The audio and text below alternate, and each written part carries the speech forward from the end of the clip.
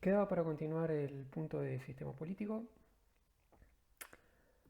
la unidad de sistema político, con el segundo de los puntos. El segundo de los puntos, según figuraba en el temario, era manifestaciones del poder a través de las distintas fases del sistema político que ya vimos. Y para eso está el texto Del Águila, que se llama Teorías Estratégicas del Poder. O sea, en ese capitulito hay una paginita que habla de este tema. De hecho, sobre este tema también hablaba ya el texto de Vallés, que estaba indicado para poder político, para la unidad anterior. El capítulo de Vallés, en ese capítulo, que ya estaba en EVA, tiene una sección titulada Niveles de manifestación del poder político, que habla exactamente de esto. Yo preferí de todas maneras usar este texto de Del Águila, que lo expone, creo, un poquito mejor y más claro. Así que voy a, en parte, seguir lo que plantea Del Águila ahí y en parte agregar algunos comentarios más sobre el asunto. En esta primera imagen recordaba las etapas de sistema político según el esquema de Vallés, porque, bueno, el planteo este sobre diversas formas en que puede incidir el poder político tiene que ver con las etapas estas. De hecho, si bien en muchos libros suele aparecer esta cuestión de los distintos niveles de manifestación, las distintas formas en que se expresa el poder político, antes de la noción de sistema político, preferí traerla al tema después de haber presentado la noción de sistema político, justamente porque esos distintos niveles de manifestación de los que hablan estos textos son más claros de ver si uno ya tiene la idea de las etapas del sistema político primero. Estos distintos niveles de manifestación o estos distintos enfoques o dimensiones del poder, el texto Del Águila habla de dimensiones y de enfoques de una dimensión, de dos dimensiones o de tres dimensiones para considerar esas tres que están señaladas ahí en la imagen y a las que ahora vamos. Vallés, como decía, hablaba de niveles de manifestación, hablando de lo mismo, primer nivel, un segundo nivel, un tercer nivel. Bueno, pues el primer nivel tendría que ver con el grado de poder que tienen los actores visible en el debate abierto sobre un tema y en si las propuestas que hacen se llevan adelante o no. Entonces, si vamos al esquemita anterior, ahí donde Vallés hablaba del procesamiento del tema y donde el esquema de Lefwich hablaba del mapa de poder, bueno, ahí estaría situado el tema. La cuestión ahí sería ver qué actores inciden o no inciden, qué actores inciden más o menos en cuanto a que los reclamos y las propuestas que llevan adelante se traduzcan en medidas reales. Ahí lo que uno compararía sería los productos con las propuestas que se manejaron en la etapa de procesamiento del tema, en la etapa de debate del tema. Y entonces uno concluirá, hay actores con más poder y actores con menos poder, según cuáles de las propuestas que estuvieron en discusión, cuáles de las alternativas que estuvo manejando el sistema político se concretó o no se concretó. Ese sería entonces un primer nivel de análisis. Es, se podría decir, el más evidente de todos y en el que están más de acuerdo el conjunto de los actores y el conjunto de los enfoques. Sobre este primer nivel más evidente, algunos autores fueron agregando dos posibles niveles más para ver la incidencia del poder político de algunos actores. El primero que se agregó fue el llamado control de agenda. Y el control de agenda, por todo lo que estuvimos hablando sobre el sistema político, operaría en la flecha de conexión entre los inputs, entre los insumos y el procesamiento. El poder de agenda se traducía directamente en aquella idea de los gatekeepers, de los porteros o de los custodios de la puerta del sistema político que había en el diagramita de Lefwich. El control de agenda consistiría en tener incidencia en determinar qué temas de los cuales se están proponiendo hacia el sistema político entran a ser tratados por el sistema y cuáles no, cuáles rebotan y quedan de la puerta para afuera.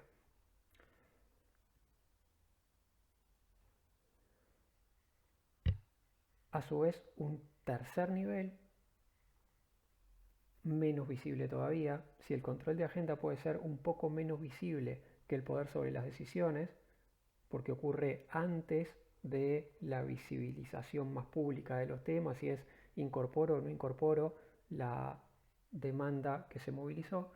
El tercero de los niveles, la influencia en las percepciones, es menos visible todavía y hace a qué cosas se perciben como problemas, qué cosas se perciben como conflictos, qué cosas se perciben como asuntos que deberían requerir una respuesta por parte del sistema político y cuáles no. Entonces, este tercer nivel de poder implicaría eso, poder influir en las percepciones de la gente respecto a qué cosa es un problema y qué cosa no es un problema. Cada uno de los niveles es menos perceptible que el otro, dado que en el primero estás hablando de las discusiones públicas ya instaladas en las instituciones, en los partidos, etcétera, etcétera. El segundo de los niveles implica ya una diferencia entre temas que entraron a esa discusión institucional pública y temas que se movilizaron hacia ahí pero no consiguieron entrar. Y en el tercero ya estaríamos hablando de si se consiguió o no se consiguió que la gente perciba un tema como problemático y que entonces se movilice o no se movilice. En el tercero de los niveles puedes entonces no tener ni siquiera agrupamiento y movilización en torno a un cierto problema porque simplemente no llega a ser percibido como problema. Ahí el poder podrá incidir entonces consiguiendo quitar eso de la cabeza de la gente y que no se piense como problema, o bien al revés, conseguir incidir para que empiece a visualizarse como problema algo que no se visualizaba. En esto último que estoy diciendo, está implícito entonces el tema de las facetas que ponía por ahí abajo, que esto puede pensarse en términos de bloqueo, pero también en términos propositivos. En los textos que tenemos sobre esto, tanto en el texto de Del Águila, que propiamente tenemos en la bibliografía, como en el texto de Vallés, que también hablaba de lo mismo, sobre lo que se insiste es sobre la, sobre la faceta de bloqueo. Se insiste en el control de agenda y en este tercer nivel de influencia en las percepciones de la gente, en términos de bloquear. El poder político puede conseguir bloquear un tema que se movilizó y conseguir que no entre a la agenda política, o puede además influir en las percepciones de la gente para que no considere un tema como relevante para la intervención política. De todas maneras, más allá de que en los textos siempre aparece enfatizado fundamentalmente esa fase de bloqueo, creo que habría que tener en cuenta que el poder político opera también en términos propositivos. O sea, si vas a proponer algo, muy probablemente precises incidir en esos tres niveles. Influir en la percepción de la gente sobre el problema, incidir en términos de agenda para lograr abrir esa puerta y entrar a la discusión del sistema, y finalmente conseguir dentro de la discusión del sistema, en el primer nivel de todos, incidir en términos de conseguir una cierta decisión. En cuanto a metodologías para ver estas cosas, los autores que eran más partidarios de centrar el análisis en la primera de las dimensiones y que veían poco posible pensar en cómo estudiar, sobre todo si uno lo ve en términos de bloqueo, el control de agenda y la influencia en las percepciones, estos autores críticos decían eso. Bueno, lo que podemos estudiar es la discusión instalada sobre decidir o no determinada cuestión. Es mucho más difícil establecer qué poder tiene el actor tal para hacer que no esté discutiéndose sobre tal asunto, movilizado, control de agenda, o para que no se perciba una cosa como problema, influencia en las percepciones. el propio texto de Del Águila dice, bueno, lo problemático de estar hablando, por ejemplo, de este tercer nivel es, y si hablamos de asuntos que son problemáticos, que son conflictos latentes, pero que no están percibidos. ¿Cómo se supone que estudiamos un conflicto no percibido por el cual la gente no se está movilizando? ¿Mm? Cuando uno pasa a estos niveles más implícitos y más invisibles, se hace más complejo cómo se supone que vos estudias esos temas.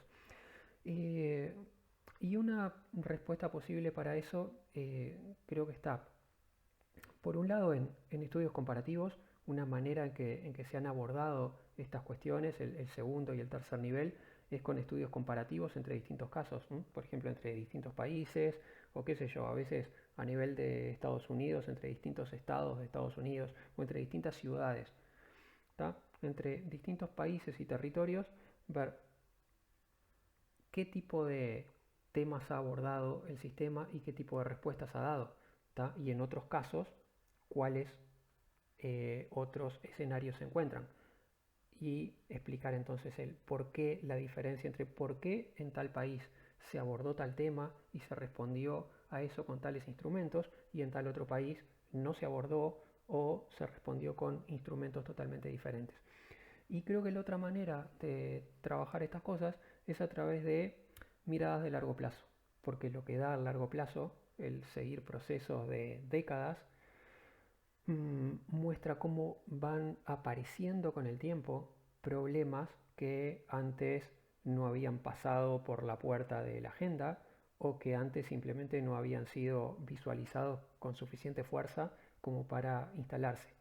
Entonces ese cambio de largo plazo te puede hacer ver esa cuestión de esa diferencia entre no haber percibido algo antes y percibirlo después, ¿tá? Y ahí se puede establecer entonces en qué estaba em, fallando la percepción en algunos casos o cómo iban transformándose las percepciones sobre las cosas. En función de eso, quería comentar para cerrar el caso de Uruguay respecto a las percepciones sobre cuáles son los sectores sociales más vulnerables y con los cuales habría que poner más énfasis en trabajar. Mirando desde los años 90 para acá, en los años 90 solía decirse, y ahí pongo la frase entre comillas porque muchos técnicos por aquella época manejaban estas ideas y recuerdo casi textual a Caetano, por ejemplo, manifestando eso que está ahí eh, en la década de los 90. Decían, los uruguayos tienen una percepción errada sobre cuáles son los sectores más vulnerables. Si uno hace una encuesta en Uruguay, en este momento se decía en los 90, y se le pregunta a la gente cuál es el sector más vulnerable en Uruguay, la gente tiende a responder los jubilados. Y desde la academia solía decirse, en realidad los jubilados no son el sector más vulnerable de Uruguay, al menos tienen ya un ingreso asegurado, aun cuando sea bajo. Y es más complicada la situación de la infancia que está en situación de pobreza y que es un porcentaje además grande y creciente en el Uruguay. Entonces, desde los 90 hubo mucho énfasis en, ojo que acá clásicamente se viene pensando desde los 70, desde los 80 en vulnerables uruguayos, los jubilados, primer sector a atender, los jubilados, en quienes hay que centrar más la atención social del Estado, los jubilados, y en realidad hay una especie de bomba por reventar, que es la infancia que se está criando en situaciones de pobreza, para la cual hay muchísimo menos respuesta, muchísimo menos apoyo o instrumentos. Bueno, pues eso que se marcaba en los 90 sobre dificultades de percepción o diferencias de percepción respecto a cuál es nuestro problema prioritario, terminó traduciéndose en los años 2000 en una serie de respuestas en términos de política que pasaron, si bien pasaron por diversas cosas, fundamentalmente, por ejemplo, tiene como instrumentos principales la construcción de transferencias monetarias a hogares en situación de pobreza en condiciones de informalidad y con menores a cargo. O sea, el tipo de problema que se marcaba en los 90, que era un problema importante, que era un problema social incluso más fuerte que el de la vulnerabilidad de los jubilados, y que no tenía respuestas. Por ejemplo, en los 90 existían ya las asignaciones familiares, existían desde hace mucho tiempo, sin embargo las asignaciones familiares las cobraban solamente hogares que tuvieran trabajo formal, y de esos no todos, pero los que cobraban eran trabajadores formales. No existían asignaciones familiares para los trabajadores informales. Entonces, justamente, para los sectores más vulnerables, con menos protección de política pública, para los que estaban más agarrados del pincel frente a cualquier situación, bueno, para esos no había política. Se adapta entonces con alguna primera cosita desde el final del segundo gobierno de Sanguinetti, finales de los años 90, un poquito más con la crisis del 2002 durante el gobierno de Jorge Valle, pero después con mucho más fuerza y estructura a partir del primer gobierno del Frente Amplio, a partir de 2005, constituyendo lo que ahora son la asignación familiar del plan de equidad, es decir, las asignaciones familiares que se extienden a los hogares en situación de pobreza o vulnerabilidad con ingresos informales o sin ingresos, y la tarjeta Uruguay Social, que va dentro de ese grupito a los hogares con pobreza más aguda. Todo esto con menores a cargo, ¿tá? O sea, las asignaciones familiares del plan de equidad creadas durante la década de 2000, y la tarjeta Uruguay Social, que se crea como para un subgrupo, ¿tá?, de esos hogares con situación de pobreza más fuerte todavía que la del conjunto de asignaciones familiares. En los dos casos está tratando hogares con menores a cargo. La respuesta fue a priorizar, bueno, sí, atendamos la vulnerabilidad a la pobreza y atendamos más las situaciones de pobreza más extrema, pero fundamentalmente cuando hay menores a cargo, y a esos dos niveles es que respondieron las asignaciones familiares del Plan de Equidad y la tarjeta Uruguay Social.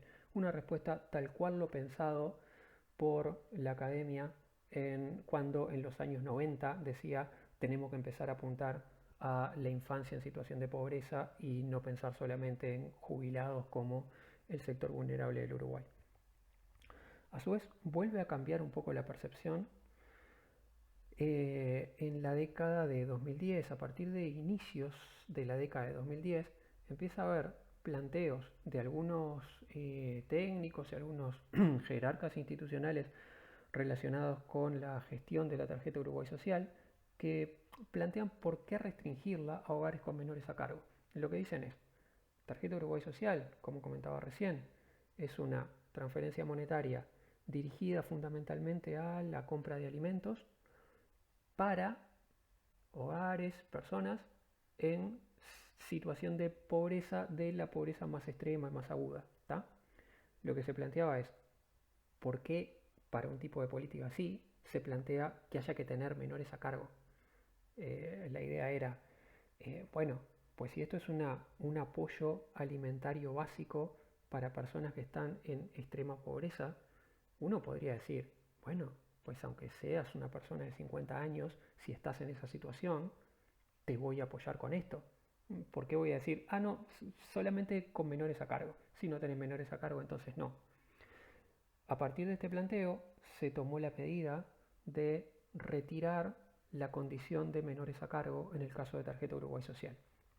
Se retiró en la letra, o sea, el programa estaba pensado solamente para menores a cargo, porque para hogares con menores a cargo, porque venía con la cabeza planteada en los años 90 y ejecutada en los años 2000, venía con una cabeza de la prioridad son los menores, y en los años 2010 empieza a decir, ¿y por qué no planteamos la prioridad en atender la pobreza extrema a la edad que sea, menores o no menores? Y entonces se quita la condición de tener menores a cargo. De todas maneras, este cambio fue más bien en la letra, porque aunque se quitó la condición y entonces personas de cualquier edad, aunque no tuvieran menores a cargo, podían postular a tarjeta Uruguay Social, lo que pasa es que como el instrumento es acotado en la cantidad de gente que cubre y por el mecanismo de selección sigue considerando preferentes los hogares con menores a cargo, en definitiva, cuando haces la filita desde la situación que consideras peor hasta la menos vulnerable que vayas a cubrir, em, terminan siempre siendo los hogares con menores a cargo casi todos los elegidos. O sea, en la práctica hay muy pocas personas, casi nada, de personas que no tengan menores a cargo y que realmente lleguen a acceder a la tarjeta Uruguay Social. Por lo menos en sus términos generales, en lo que va para pobreza extrema. Hago esta aclaración porque después se generaron otras tarjetas Uruguay Social, por ejemplo, para población trans. Pero en términos generales, a pesar de que se quitó la condición de tener menores a cargo, en la práctica cubre casi solamente hogares con menores. Y todo esto viene a repercutir en la situación actual de 2020 con la coyuntura crítica del coronavirus que citaba ahí al final del texto. Ahora que pasa la crisis de tener que detener el movimiento económico y detener el movimiento de la gente, el asunto es, bueno, ¿cómo respondemos a esta situación? Y resulta que la población para la que se pueda responder con más facilidad y de manera más inmediata y efectiva es la población a la que se tenía ya atendida mediante instrumentos creados en la etapa anterior. Entonces, para los hogares en situación de pobreza aguda con menores a cargo, la respuesta es bien rápida.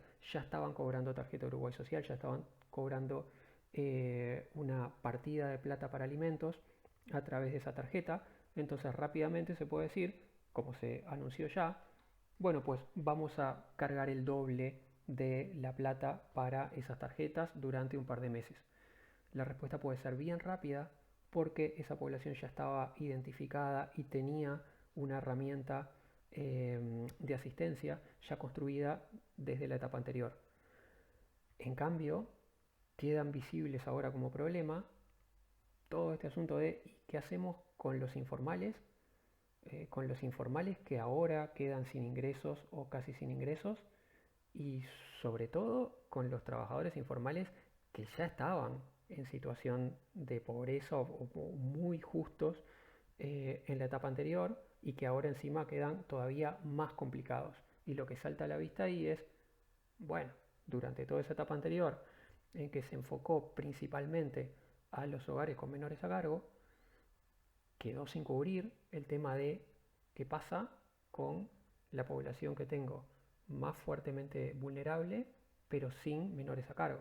Este tipo de situación que se empezó a plantear en la década de 2010, por qué no se incluía en tarjeta Uruguay Social, que se le incluyó en la letra, pero que como decía, en la práctica, finalmente al preferir en la selección los hogares con menores a cargo, de hecho no quedan cubiertos porque no entran entre la cantidad de gente que tenés para cubrir.